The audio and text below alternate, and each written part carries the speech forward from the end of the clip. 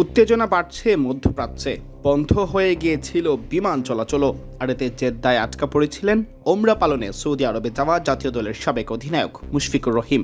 অবশেষে তাকে নিয়ে সুখবর দিলেন আমিনুল হক। যুব ও ক্রীড়া প্রতিমন্ত্রী আমিনুল হক জানিয়েছেন, 1 মার্চ রাতেই সৌদি আরব থেকে দেশের বিমানে ওঠার কথা রয়েছে মুশফিকের। 2 মার্চ সকালের মধ্যেই বাংলাদেশে এসে পৌঁছাতে পারেন তিনি।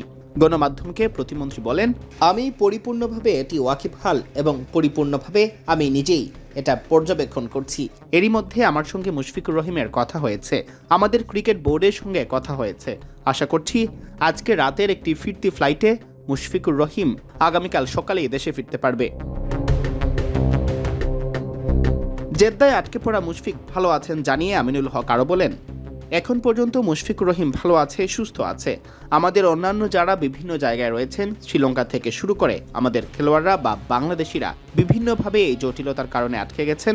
আমরা আশা করি সবাই যেন সুস্থভাবে দেশে ফিরে আসেন। মুশফিক কাল সকালেই দেশে ফিরে আসবে আশা করি। পবিত্র রমজান মাসে ওমরা পালনে সৌদি আরবে গিয়েছিলেন মুশফিকুর রহিম। সেখানে ওমরা সম্পন্ন করেন, তবে দেশে ফেরার পথে বিপত্তির শিকার হন। জেদ্দায় আটকা পড়েন জাতীয় দলের সাবেক অধিনায়ক। সামাজিক যোগাযোগ মাধ্যম ফেসবুকে দেওয়া বার্তায় মুশফিক নিজেই জানান কথা। একই সাথে সবার কাছে দোয়া চান তিনি। ওমরা শেষ করে শনিবার সকালে বাংলাদেশের উদ্দেশ্যে রওনা হন মুশফিক। প্রথমে এসেছিলেন দুবাই, সেখান থেকে ধরার কথা ঢাকার বিমান। তবে ততক্ষণে উদ্ভূত পরিস্থিতির কারণে বিমান চলাচল বন্ধ হয়ে যায়। মুশফিকদের ফিরিয়ে আনা হয় জেদ্দায়। এরপর থেকে জেদ্দায় এয়ারপোর্টেই অবস্থান করছেন এই উইকেট রক্ষক ব্যাটার। ফেসবুকে তিনি লিখেছেন, সবাইকে আসসালামু আলাইকুম। কিছুদিন আগে আমি ওমরা করতে মক্কায় এসেছিলাম। আলহামদুলিল্লাহ ওমরা সম্পন্ন করেছি এবং দুবাই হয়ে এমিরেটসে করে বাংলাদেশে যাচ্ছিলাম। আজ সকালে জেদ্দা থেকে দুবাই যাই, তবে দুর্ভাগ্যবশত সব ফ্লাইট জেদ্দায় ফেরত এসেছে।